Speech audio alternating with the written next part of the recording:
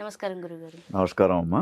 గురుగారు, మనకి డిసెంబర్ మాసం మొదలైపోయింది. అవును. ఈ నెలలో, మన డిసెంబర్ నెలలోని ఏ ఏ పండగలు, అలానే ఏ ఏ మాసాలు ఉన్నాయంటారు? అలానే వాటి విశిష్టత తెలుసుకోవాలనుకుంటున్నాం. చాలా చక్కని ప్రశ్న భార్గవి. శుక్లాంబరద్రం విష్ణుం శశివర్ణం చతుర్భుజం ప్రసన్నవదనం ధ్యాయే సర్వవిఘ్నోపశాంతయే అగజానన పద్మార్కం గజానన మహర్నిశం అనేకదంత్వం భక్తానాం ఏకదంతముపాస్మహే. చూస్తున్నటువంటి ప్రేక్షకులకు చక్కని కార్యక్రమము డిసెంబర్ మాస ఫలితాలకు స్వాగతం తెలియజేస్తూ, భార్గవి అడిగినటువంటి ప్రశ్న, డిసెంబర్ మాసంలో మనకు 2 మాసాలు కలిసి వస్తున్నాయి. ఒకటి ఏమిటంటే, తెలుగు మాసాలలో మాసాన మార్గశీర్షోహం అని చెప్పేసి 19 రోజులు మార్గశీర్ష మాసం, తర్వాత ఒక 11 రోజులు ఏదైతే ఉందో మనకు పౌష్యమాసం, పుష్యమాసం. ఈ 2 కూడా కలిసి వస్తున్నటువంటి మాసం ఆంగ్ల మాసం డిసెంబర్. అయితే ఈ యొక్క డిసెంబర్ మాసంలో మనకు అంటే మాఘమాసంలో వస్తున్నటువంటి పండుగలు చూసినప్పుడు భార్గవి, ఇదే మాసంలో 17వ తేదీ నుంచి ధనుర్మాసం అని చెప్పేసి వస్తూ ఉంది. ఉదయాన్నే 5 గంటలకే లేచి చల్లటి నీళ్లను స్నానం చేసి అలనాడు గోదాదేవి రంగనాథ స్వామికి పూలమాల కైంకర్యం చేసి రంగనాథ స్వామిలోనే లీనమైపోయినటువంటి తిరుప్పావై అని చెప్పేసి 30 పాశురాలను గోపికలంతా కూడా పాడుతూ, ప్రతిరోజు ఈ గోదాదేవి యొక్క తండ్రి పేరు విష్ణుచిత్తుడు. అతడు ప్రతిరోజు దండలు అల్లుతూ రంగనాథ స్వామికి వేసేవాడు శ్రీరంగ క్షేత్రంలో.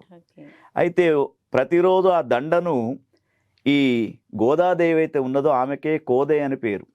ఈ గోదాదేవి ఏం చేసేది, తండ్రికి తెలియకుండా తన యొక్క మెడలో ధరించుకొని అద్దంలో చూసుకున్న తర్వాత మురిసిపోయేది. అంటే ఆమె చిన్నప్పటి నుండే రంగనాథ స్వామికి తన యొక్క జీవితాన్ని అంకితం చేసింది. ఆ పాపం తండ్రికి తెలియదు. రోజు తీసుకెళ్ళి ధరించినటువంటి దండనే ఆ రంగనాథ స్వామికి వేసేవాడు. ఒకరోజు ధరింపజేసేటప్పుడు స్వామికి ఒక కేశం వస్తుంది, వెంట్రిక. ఈ వెంట్రుక ఎక్కడిదని చెప్పేసి ఇంటికి వచ్చాడు. అప్పుడు గోదాదేవి చెప్తూ ఉంటుంది. అట్లా భక్తి పారవశ్యంతో ఆమె చుట్టూ ప్రతిరోజు 30 మంది గోపికలు రోజుకొక్క పాశురం చొప్పున వైష్ణవ సంప్రదాయంలో ఈ పండుగ చాలా జరుపుతారు. అది ఆ 30 పాశురాలలో ఎవరైతే పారాయణం చేస్తారో వాళ్లకు కూడా గ్రహస్థితి బాగా అవుతుంది. ఇది 2వ పండుగ.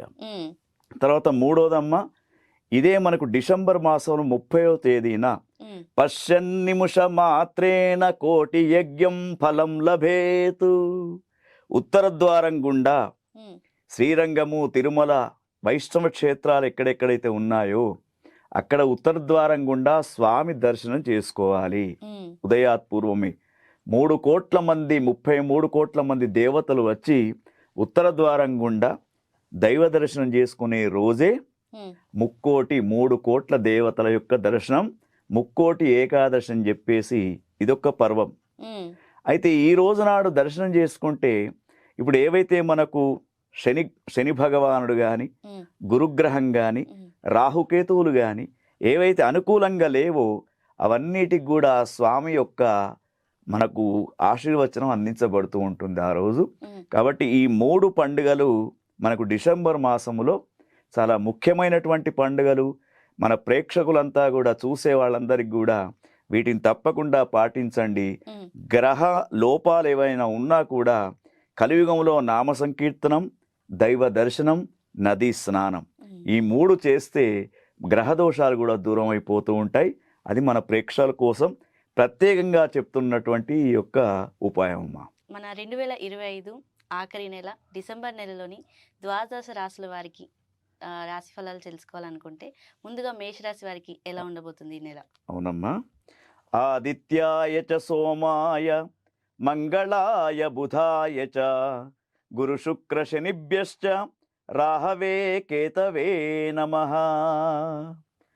ఈ విశ్వావసునామ సంవత్సరంలో ముఖ్యంగా 2025 సంవత్సరంలో చివరి మాసమైనటువంటి డిసెంబర్, ఈ డిసెంబర్లో మొదటి రాశి అయినటువంటి మేషరాశి వారికి ఫలితం ఏ విధంగా ఉంటుంది, ఎందుకంటే ఆంగ్లమాన ప్రకారంగా ఇది చివరి మాసం. అవునండి. కాబట్టి ఈ మాసంలో మొట్టమొదటి రాశి అయినటువంటి మేషరాశి, ఈ మేషరాశి జాతకులను చూసినప్పుడు వీరికి సూర్యుడు 8, 9 స్థానాలు, అంటే భార్గవి 15 రోజులకు ఒక్కసారి సూర్యస్థానం మారుతుంటుంది. అంటే 8వ స్థానం 9వ స్థానం రెండు కూడా చక్కని ఫలితాలను ఇవ్వవు. కాబట్టి సూర్యగ్రహం అనుకూలంగా లేదు. కాబట్టి మేషరాశి వారికి శిరస్సుకు సంబంధించినటువంటి బాధలు, అంటే హెడేక్ కావచ్చు, న్యూరో ప్రాబ్లం కావచ్చు, బోన్స్ ప్రాబ్లం కావచ్చు, ఇది వచ్చే అవకాశం ఉంది. కాబట్టి సూర్య అనుగ్రహం పొందడానికి వీరు సూర్య నమస్కారాలు చేయాలి. ఒకటి. రెండవది, వీరికి కుజుడు అష్టమ స్థానంలో ఉన్నాడు, అంటే 8. కుజస్థానం కూడా బాగాలేదు. కుజస్థానం బాగాలేనప్పుడు ఏమవుతుందంటే గతంలో తీసుకున్నటువంటి రుణ బాధల యొక్క ఒత్తిడి పెరుగుతూ ఉంటుంది. అంటే వీళ్ళు మంచి పని కోసము అప్పులు తీసుకున్నా కూడా ఆ అప్పులు చెల్లించుకోలేక కొంత బాధపడుతూ ఉంటారు. కాబట్టి మంగళగ్రహం యొక్క ఆరాధన చేయడం అనేది, ముఖ్యంగా మంగళవారం రోజు వీరు ఆంజనేయ స్వామి ఆరాధన చేయడం చాలా శ్రేయస్కరం అమ్మ.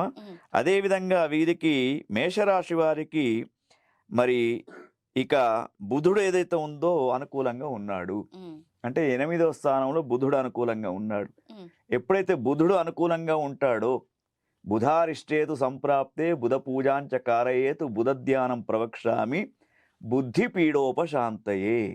అంటే వీళ్ళు ఎంత సమస్యలు వచ్చినా కూడా వారి యొక్క చాకచక్యంతో, బుద్ధితో తెలివిగా ఎదుర్కొంటారు. అది బుధగ్రహం యొక్క అనుకూల్యత. తర్వాత గురుగ్రహం కూడా వీరికి 3వ స్థానము, అంటే మధ్యమ ఫలితాలను ఇస్తుంది. ఈ మేషరాశిలో ఉన్నటువంటి వ్యాపారస్తులు కానివ్వండి, యువకులు కానివ్వండి, ఉన్నదాంతో సంతృప్తి పొందడం శ్రేయస్కరం. కొత్త ఆశలు ఇప్పుడు పెట్టుకోవద్దు. తర్వాత వీరికి శుక్రగ్రహం మాత్రం చాలా అనుకూలంగా ఉంది. శుక్రగ్రహం 8వ స్థానంలో ఉంది. అంటే శుక్రుడు ఏం చేస్తాడు, ముఖ్యంగా విలాసవంతమైనటువంటి వస్తువులు కొనిపిస్తాడు. తర్వాత భార్యాభర్తల యొక్క అనుబంధం బాగా ఉంటుంది. యువకులకు ప్రేమ వివాహాలు జరిగే అవకాశం కూడా, అంటే ఇప్పుడు ముహూర్తాలు లేవమ్మా, మళ్ళా ఫిబ్రవరి 20 దాకా ముహూర్తాలు లేవు, శుక్రమూఢమి ప్రారంభమైంది. కాబట్టి వీళ్లకు యువకులకు అనుకూలమైనటువంటి కాలం ఫిబ్రవరి మాసం వరకు ప్రేమ వివాహాలు జరిగే అవకాశం కూడా వీరుకుంటాయి. తర్వాత ఇక ఈ శనిగ్రహాన్ని చూసినప్పుడు ద్వాదశ స్థానం, 12వ స్థానంలో శని ఉంది కాబట్టి అనుకోనటువంటి సంఘటనలు ఎదురుకావచ్చు, అనారోగ్య సమస్యలు ఏర్పడవచ్చు.